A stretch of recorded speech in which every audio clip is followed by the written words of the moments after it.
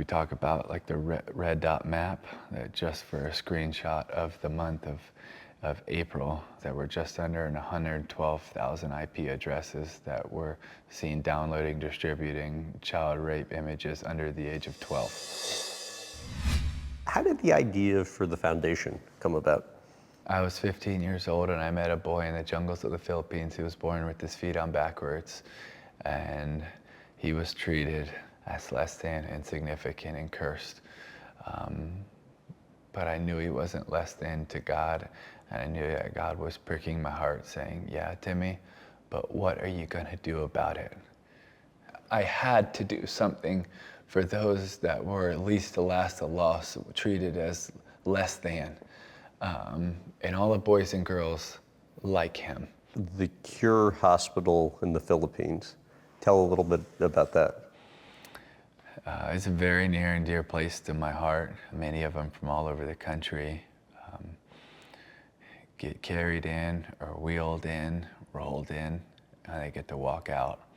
And it's not just the surgery that changes their life. It's also the way that people see them and treat them and the love that they experience. Because one of the things in the States that we don't always get to see and understand is what happens in a lot of honor shame cultures when they view you with a stigma, or they view you with a disability, or they view you as you're less than, you're insignificant. And we'd hear just more kind of ignore certain people or walk around them, but too many countries still view people as truly less than. And for so many of those lives that have been viewed that way, but then to be operated on and cared for and loved, not only changes their life, but their family's life, but then also so many times the way they're viewed afterwards. Give some color, if you don't mind, to the scale of what you're doing. Well, it's our calling and it's our passion, and it's what we wake up and think first and foremost every day. Mm-hmm. How can we care for the MVP, the most vulnerable people? And today we've been able to serve in just over 110 countries around the world from inception. How can we best fight back against the evil in the darkest places and make as big of a dent in it as possible, against those that are being treated as less than, insignificant, cursed, or devalued, exploited, or trafficked? Like, those are our people, and that's who we try to show up for every day.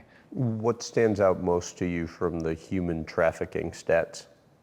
It would be that we think it happens over there, meaning over in another city, in another state, in another country, but that's not true. It's happening here, it's happening in our neighborhood, in your neighborhood, in everybody's neighborhood, and it's happening right under our noses. When we talk about like the distribution of CSAM, we're third worst in the world. When we talk about purchasing of live streaming, we're the worst in the world. And that's live streaming rape. Yes.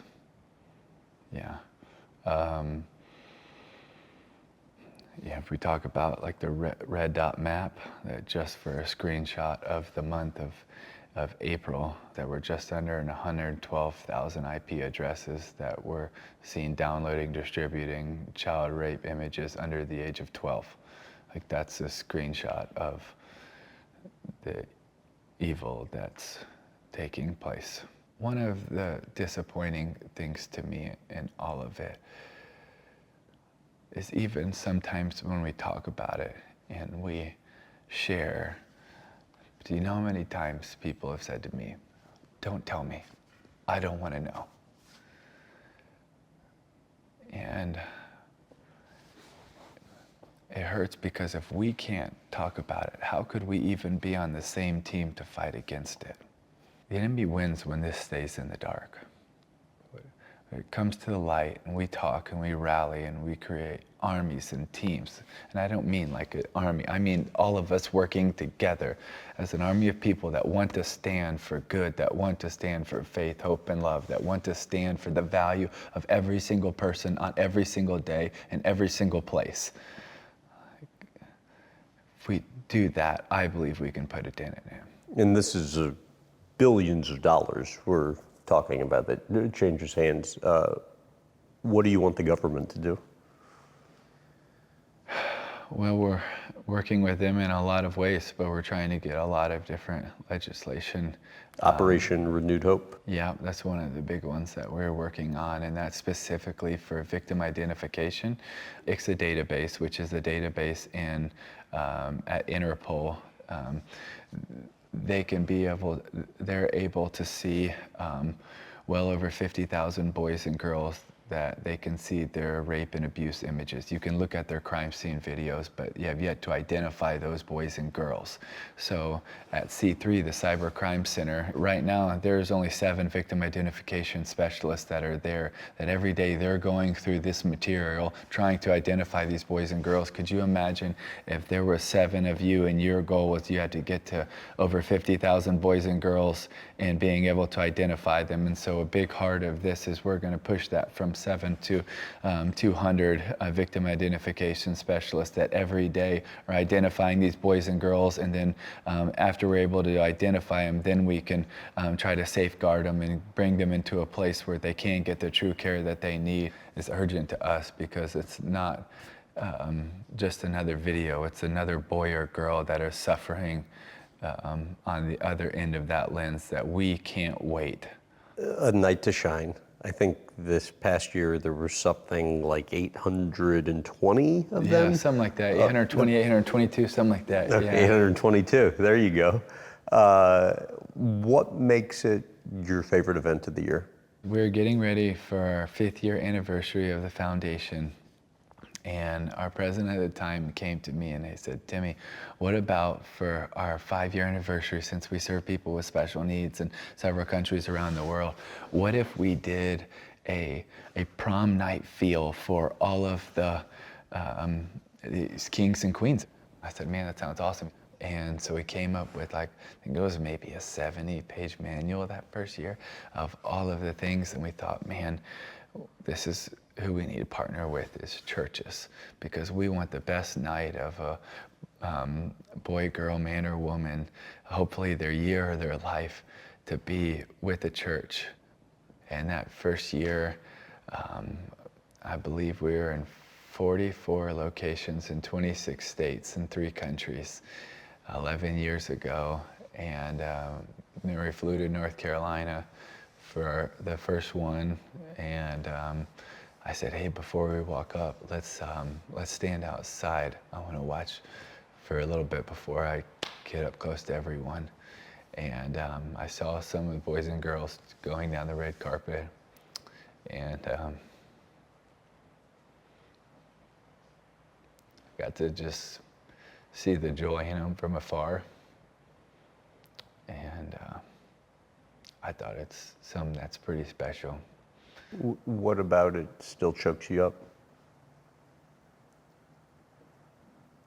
A lot. A mom ran up to me and she grabbed me pretty intensely. And she said, my daughter, she'll never get married. She'll never have kids. But tonight she felt like a princess. There was a funny moment with the Pope not too long ago, right? I can't believe I'm telling this story. This is unreal.